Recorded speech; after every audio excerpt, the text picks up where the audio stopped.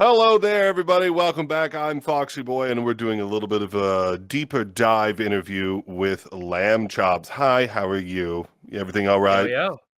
Yo, Everything's yo. going great. So tell me, tell me a little bit about your preparations for your Club Fin set. Oh, Lord. That was a whole thing. So getting ready for the set, I like to how do I start this? My in February, my catchphrase was my hobbies are jumping me at the moment. Please, I'll talk to you later. And essentially, because I had three like main things going on. I had the Furality set, I had the application for FWA, and then I had a dance competition that I was doing a bunch of choreography for. So all of that just Oh, was just a whole like ball of busyness, which it's hobby, so it was pretty great. But we made it to the end, and everything is said and done, and yeah, your dance competition? So you yeah. were a choreographer, Ah, choreographer. I dance. I do the funny things with my feet, and yeah, I specifically dance Chicago footwork, which is a very fast and technical style. Think like house music, but like sped up to 160 BPM. Oh, okay. And that's the style of music that you'll be playing at the set? No, No, I play Jersey Club. It's a bit Jersey different. Club. Yeah. Hmm. So So, yeah. Oh, oh, go ahead. no, Don't worry about it. Go on. don't worry about it. Okay, so cool. So, tell me, what is your experience with the VR DJ club scene? I don't have that much. I've DJ'd a little bit in VR here and there for friends, and I was thrown on to a slightly bigger thing for a club a while back. But it hasn't been like too much. But it's a scene that I've been wanting to hop in for a while. I had like a bunch of friends poking me to like try to get in, so I'm like, okay. I guess I picked the biggest fish first, in a sense. I think so. It's a big one. So what was your inspiration to begin DJing, spinning shapes, or whatever? Ah, that's a fun one.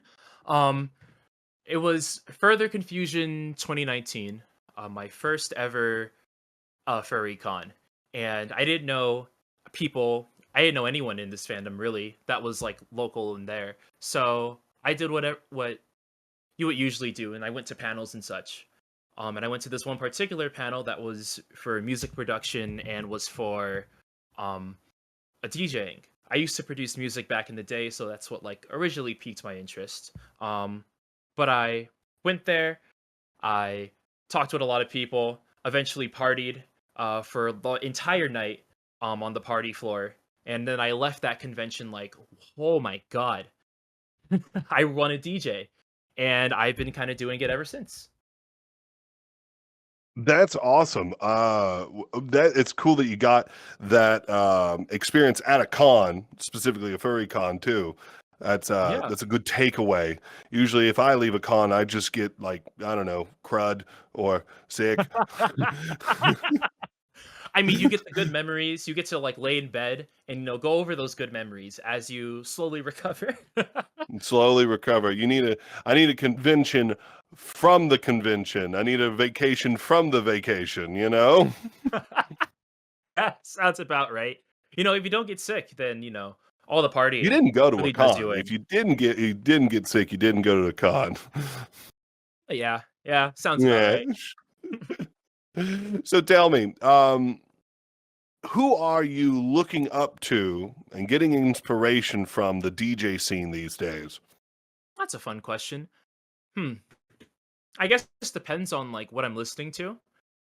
Um, on top of DJing Jersey Club and Chicago Footwork, I also DJ Garage.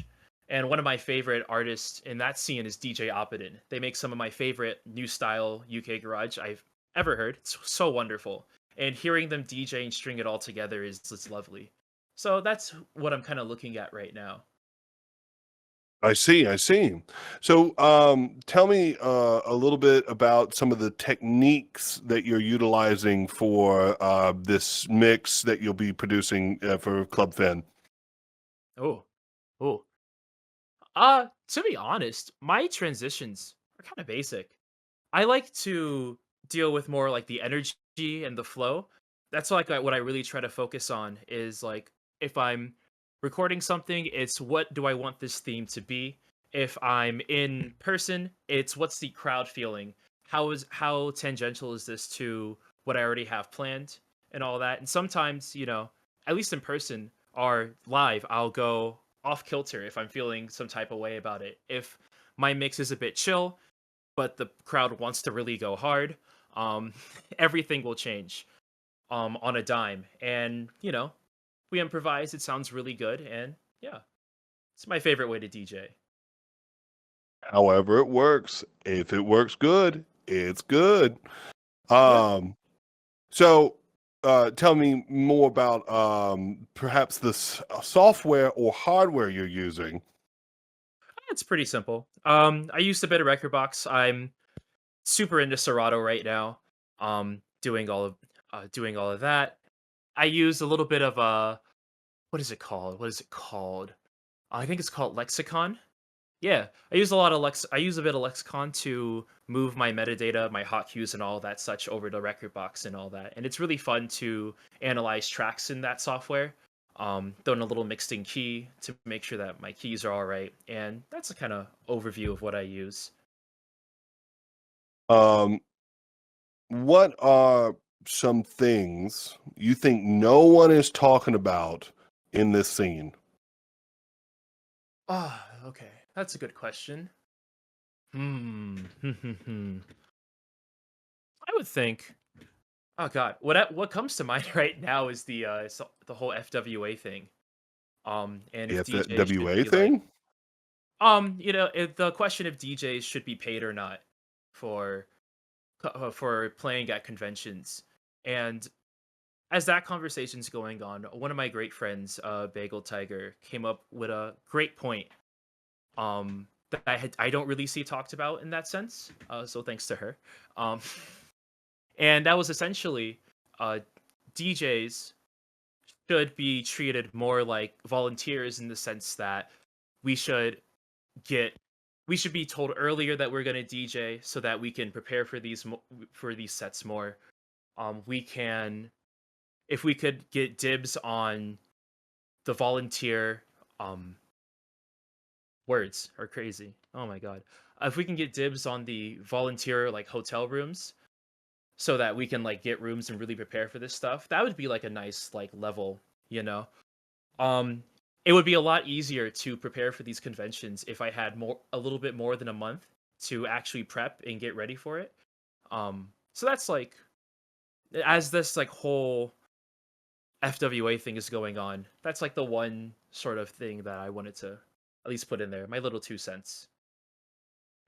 I have not heard people talking about that. So I think you answered that question correctly. Yeah, you know, just little things here and there. After DJing a couple of cons, you start to notice a couple of things, and it's like, yeah, having these like concessions would be nice. Yeah, I mean the place to be closer to the actual convention would be at the hotel. Thank God Furality doesn't have a hotel Oh, yet. right? Um, Dude, You're kiddings, telling me you're kiddings, telling me kiddings. I'm gonna have to lug my coffin across the way. I can't believe this. Oh my. Okay, well, so I've got one last question for you for this Yeah. little conversation that we've been having.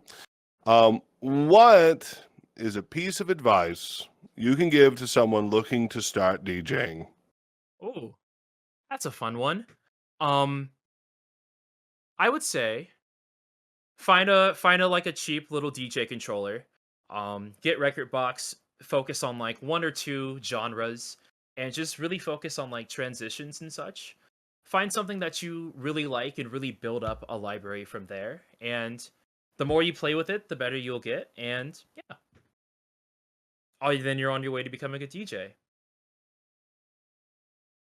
Fantastic. Well, I really want to thank you so much for sitting down with me today. It's been a lot of fun talking with you. Yeah, of course. It's been fun talking with you too. Thank you for interviewing me, and thank you to Furality for having me play. Well, that's it for this particular interview. We thank you so much for watching, and we look forward to seeing you and even you in the way back. We look forward to having you at the Furality Umbra stage and all the things that come along with it. We'll see you next time. All right. See you soon.